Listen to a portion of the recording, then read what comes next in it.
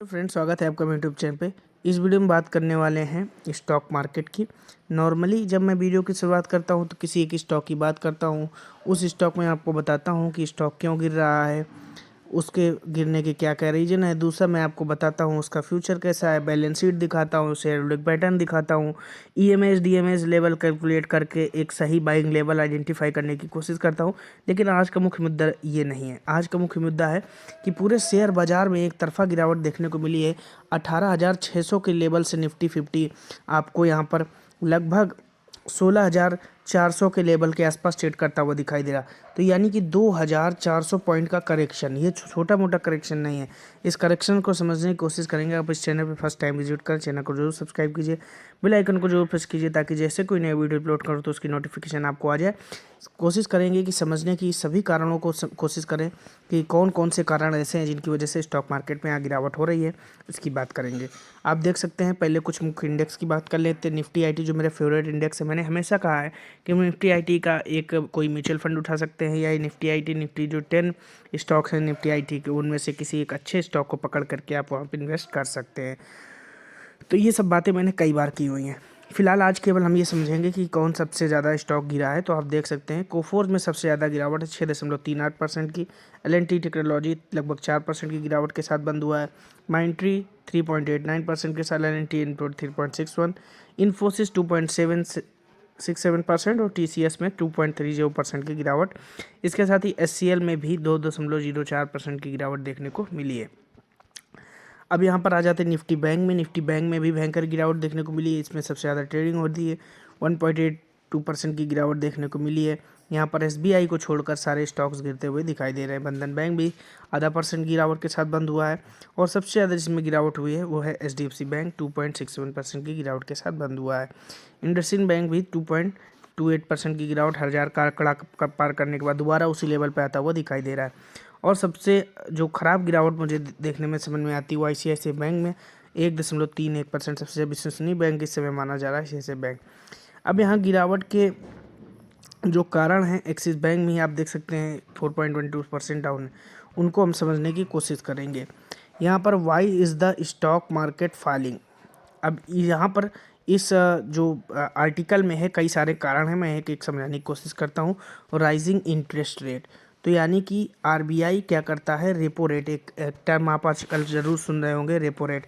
RBI क्या करता है, आरबीआई जिस दर पे बैंकों को पैसा अपना लोन देता है उसको कहते हैं रेपो रेट। उसने उसमें 0.4% की, यानी जिसे आप 40 बेसिस पॉइंट से 40% भी बोल सकते हैं, उसकी बढ़ोतरी की है।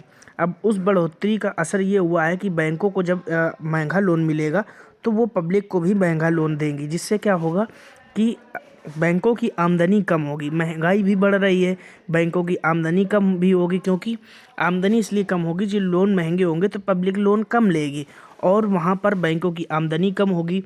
हालांकि कुछ लोग इससे उलट तर्क देते हैं कि जब हम रेपो रेट बढ़ा देंगे तो इंटरेस्ट रेट भी बढ़ेंगे, जिससे बैंकों में पैसा आएगा और शेयर मार्केट से पैसा निकलेगा। तो ये सब चीज़ें ऐसी कन्फ्यूजन की स्थिति क्रिएट कर दी गई है केवल महंगाई को कंट्रोल करने के लिए, जिसकी वजह से यहाँ पर स्टॉक मार्केट में भारी दबाव देखने को मिल रहा है। चलिए दूसरे कारण को समझने की कोशिश करते हैं, सेलिंग बाय फॉरेन इन्वेस्टर्स। इसमें तो कोई दिक्कत की बात नहीं। जो एफआईआईज होते हैं, डीआईआईज होते हैं, वो 1 2 4 स्टॉक्स पे नहीं, अरबों खरबों स्टॉक्स पे निवेश करते हैं और बिलियन बिलियन डॉलर का निवेश करते हैं। जब वो निवेश निकलता है तो मार्केट पे बनता है भारी दबाव, इस वजह से भी गिरावट होती है। तीसरा कारण जियोपॉलिटिकल रिस्क। यहाँ पर ऑब्वियस सी बात है कि जियोपॉलिटिकल रिस्क काफ़ी ज़्यादा दिखाई दे रहे हैं। ग्लोबल टेंशन बनी हुई है रसिया और यूक्रेन के वार को लेकर के, जिसकी वजह से दुनिया में महंगाई भी बढ़ रही है, क्योंकि क्रूड ऑयल के प्राइसेस बढ़ते हैं तो महंगाई बढ़ती है। और भारत को तो इससे सीधा सीधा डायरेक्ट फ़र्क पड़ता है, क्योंकि भारत का क्रूड ऑयल ज़रूरत का 80% बाहर से ही इम्पोर्ट करता है। तो ये भी एक कारण बना हुआ है। इन्फ्लेशन, जिसके बारे में मैंने आपको अभी थोड़ी देर पहले एक्सप्लेन किया। इन्फ्लेशन बढ़ेगा, जब महंगाई बढ़ेगी तो आपकी खर्च जो जेब में पैसा बचेगा वो कम बचेगा। तो जो कम पैसा का तो आपको लोन कम लोगे तो बैंकों के पास पैसा कम जाएगा, बैंक मतलब इंटरेस्ट का। और जब उनके पास आमदनी के सोर्सेस इंटरेस्ट कम होंगे तो वो आपको भी कम लोन देंगे। तो कम लोन देंगे तो बहुत से लोग बिजनेस के लिए लोन नहीं ले पाएंगे और आगे चीज़ें नहीं बढ़ पाएंगी। तो ऐसे करके 50 चीज़ें जुड़ी होती हैं महंगाई से। तो सीधा सीधा आप समझिए महंगाई बढ़ने से भी यहाँ शेयर मार्केट में दबाव देखने को मिल रहा है। अनरियलिस्टिक प्रॉफिट एक्सपेक्टेशंस, कुछ नासमझ और टूटपुंजिये के टाइप के लोग भी आजकल शेयर मार्केट में आ चुके हैं और वो कहते हैं अरबों खरबों का प्रॉफिट होगा, जबकि वो अनरियलिस्टिक होते हैं।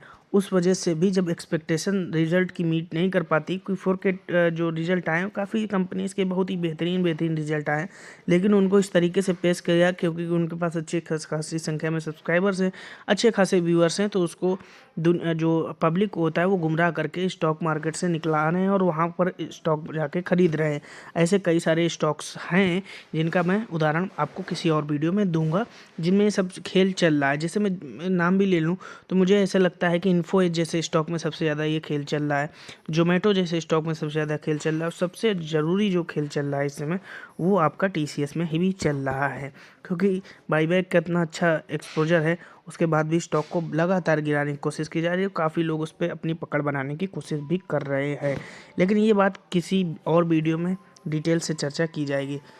हर्ड मेंटालिटी और इसका कारण हर्ड मेंटालिटी, देखिए सबसे बड़ा कारण जो आज की तारीख में मुझे समझ में आता है, जो लॉन्ग टर्म के इन्वेस्टर हैं जिनको नहीं समझ में आ रहा वो हर्ड मेंटालिटी, मतलब मैं बेच रहा हूँ, वो बेच रहा है, सब बेच रहे हैं, हम भी बेच देंगे बस। वीडियो जैसा भी लगा कमेंट बॉक्स में बताइएगा। फर्स्ट टाइम चैनल पर विजिट चैनल को सब्सक्राइब कीजिए। Thank you for watching. जय